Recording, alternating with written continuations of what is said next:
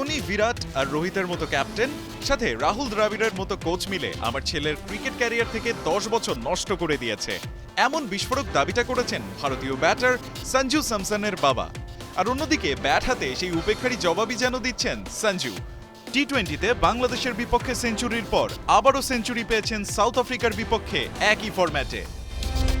তবে সঞ্জুর বাবার করা এমন দাবি সোশ্যাল মিডিয়াতে আলোচনা তৈরি করলেও সেটা ভালো চোখে দেখছে না ভারতীয় ধারাভাষ্যকার আকাশ চোপড়া। বলেই বসলেন, এমন মন্তব্যের কি কোনো দরকার ছিল? সে আকাশ চোপড়া দরকার দেখুক আর নাই দেখুক, সঞ্জু স্যামসনের বাবার দাবি কতটা যৌক্তিক সেটা না হয় আমরা একটু বোঝার চেষ্টা করি।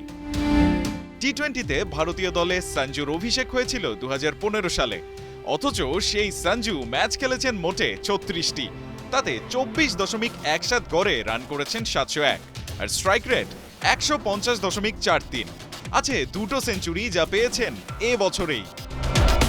এমন গড় নিয়ে ভারতীয় দলের টি-20 দলে থাকাটা বেশ কঠিনই। এবার আসা যাক তার ওয়ানডে পারফরম্যান্সের দিকে। 2021-এ ডেবিউ করা কেরালার এই উইকেট কিপার ব্যাটার এখন অবধি খেলেছেন 16 ম্যাচ, তাতে 56.67 অ্যাভারেজে করেছেন 510 রান, আছে সেঞ্চুরিও। খালি চোখে এ পরিসংখ্যানের দিকে তাকালে মনে হতেই পারে ওয়ানডেতে যোগ্য হলেও সঞ্জু মোটেও টি-20তে নিয়মিত জায়গা পাওয়ার দাবিদার নয়। কিন্তু এবার দেখুন, সঞ্জু এমন পারফরমেন্স নিয়েও শেষ ওয়ানডে খেলেছেন 2023 সালের ডিসেম্বরে। খটকা লাগছে? হ্যাঁ, কিছুটা খটকা আছেই। আসলে অধারাবাহিক সঞ্জুর ওপর কখনোই ভারতীয় টিম ম্যানেজমেন্ট একটানা কখনো ভরসা রাখতে পারেনি। তাই ভারতীয় দলে সঞ্জুর আসা যাওয়া ছিল খানিকটা অতিথিদের মতো, আজ আছেন কাল নেই। যদিও সাম্প্রতিক সময়ে সঞ্জুর ব্যাটে রান থাকায় তার বাবার করা মন্তব্য বেশ আলোচনার জন্ম দিয়েছে, আর তাতেই মন্তব্য করে সঞ্জুর বাবার কথাকে উড়িয়েই দিয়েছেন আকাশ চোপড়া।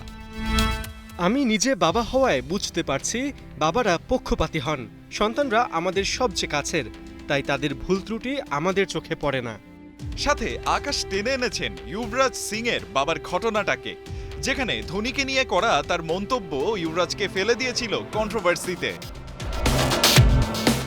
এদিকে সাউথ আফ্রিকার বিপক্ষে টি-20 সিরিজের প্রথমটিতে সেঞ্চুরি পেলেও পরের দুটিতে ডাক মেরে এক অনাকাঙ্ক্ষিত রেকর্ডের সামনে দাঁড়িয়ে আছেন সঞ্জু স্যামসন। আর একটি ডাক মারলেই টি-20তে ভারতীয় ব্যাটারদের মধ্যে ডাক মারার তালিকায় বিরাট কোহলিকে টপকে উঠে আসবেন 2-এ। এখন দেখার পালা শেষ টি-20তে সঞ্জু কি করেন।